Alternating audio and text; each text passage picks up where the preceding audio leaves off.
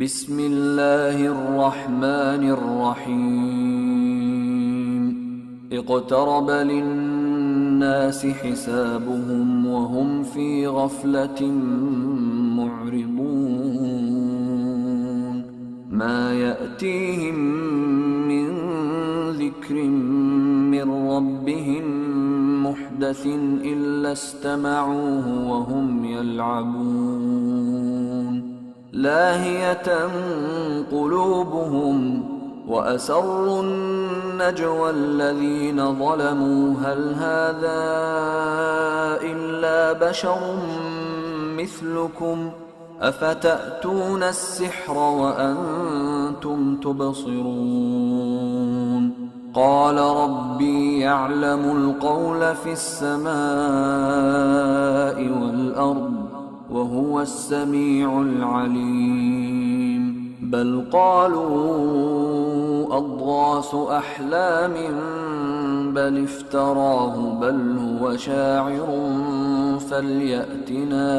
فليأتنا بآية كما أرسل الأولون ما آمنت قبلهم من قرية أهلكناها أفهم يؤمنون وما أرسلنا قبلك إلا رجالا نوحي إليهم فاسألوا أهل الذكر إن كنتم لا تعلمون وما جعلناهم جسدا لا يأكلون الطعام وما كانوا خالدين ثم صدقناهم الوعد فأنجيناهم ومن نشاء وأهلكنا المسرفين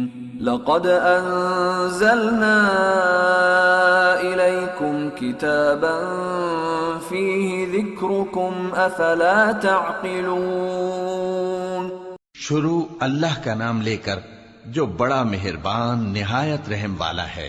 لوگوں کا حساب اعمال کا وقت نزدیک آ پہنچا ہے اور وہ غفلت میں پڑے اس سے منہ پھیر رہے ہیں۔ ان کے پاس کوئی نئی نصیحت ان کے پروردگار کی طرف سے نہیں آتی مگر وہ اسے کھیلتے ہوئے سنتے ہیں۔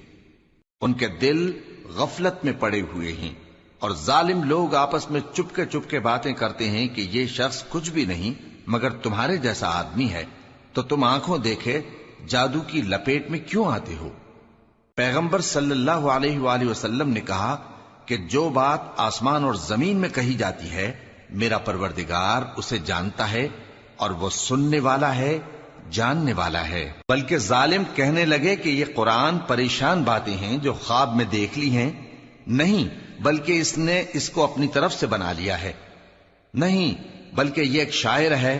تو جیسے پہلے پیغمبر نشانیاں دے کر بھیجے گئے تھے اسی طرح یہ بھی ہمارے پاس کوئی نشانی لائے۔ ان سے پہلے جن بستیوں کو ہم نے ہلاک کیا وہ ایمان نہیں لاتی تھیں، تو کیا یہ ایمان لے آئیں گے؟ اور ہم نے تم سے پہلے آدمی ہی پیغمبر بنا کر بھیجے جن کی طرف ہم وہی بھیجتے تھے۔ اگر تم نہیں جانتے تو جو یاد رکھتے ہیں ان سے پوچھ لو۔ اور ہم نے ان کے ایسے جسم نہیں بنائے تھے کہ کھانا نہ کھائیں اور نہ وہ ہمیشہ رہنے والے تھے۔